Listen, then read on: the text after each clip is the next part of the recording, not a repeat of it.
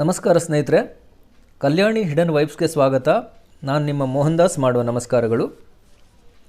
ವೈಶಾಖ ಮಾಸದ ಶುಕ್ಲ ಪಕ್ಷದ ಏಕಾದಶಿಯನ್ನು ಮೋಹಿನಿ ಏಕಾದಶಿ ಅಂತ ಹೇಳ್ತಾರೆ.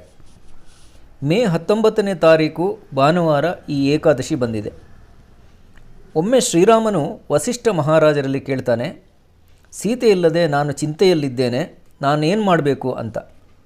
ಆಗ ಗುರುಗಳು ವೈಶಾಖ ಮಾಸದ ಈ ಮೋಹಿನಿ ಏಕಾದಶಿ ವ್ರತ ಮಾಡಲು ಹೇಳ್ತಾರೆ. ಇದರಿಂದ ಶ್ರೀರಾಮನ ಚಿಂತೆ ದೂರವಾಗುತ್ತದೆ.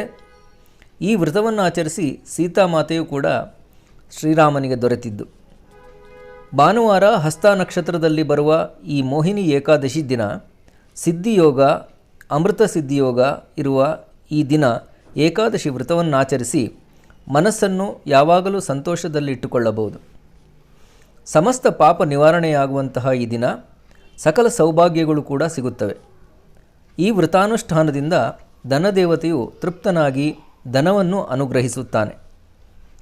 ಹಿಂದಿನ ದಿನ ರಾತ್ರಿಯಿಂದಲೇ ವ್ರತ ಆರಂಭವಾಗುತ್ತದೆ.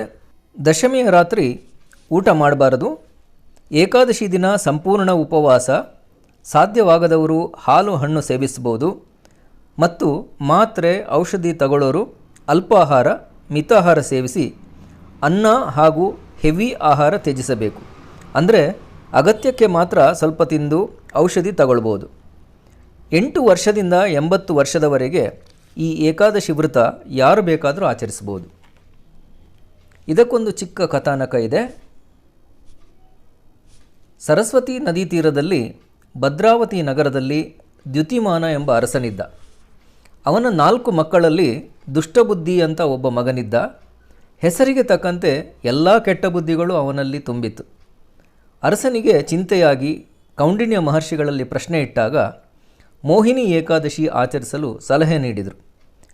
ಈ ಏಕಾದಶಿ ವ್ರತವನ್ನು ಆಚರಿಸಿ ಅವನ ಎಲ್ಲ ಪಾಪವು ನಶಿಸಿ ಹೋಯಿತೆಂದು ಪುರಾಣದಲ್ಲಿ ಉಲ್ಲೇಖವಿದೆ.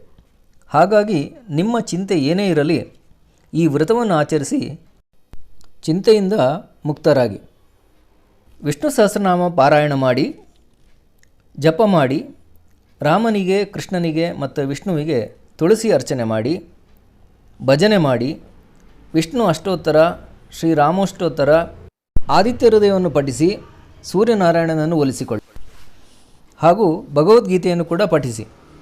ಸಾಧ್ಯವಾದರೆ ನಾವೆಲ್ಲ ಲೈವ್ ಆಗಿ ಭಜನೆ ಜೊತೆಯಾಗಿ ಮಾಡೋಣ. ದೇವರ ಇಚ್ಛೆ ಇದ್ದರೆ ಲೈವ್ ಮಾಡಿದರೆ ಎಲ್ಲರೂ ಬಂದು ಸಪೋರ್ಟ್ ಮಾಡಿ ಹಾಗೂ ಒಟ್ಟಿಗೆ ದೇವರನ್ನು ಸ್ತುತಿಸೋಣ, ಭಜಿಸೋಣ.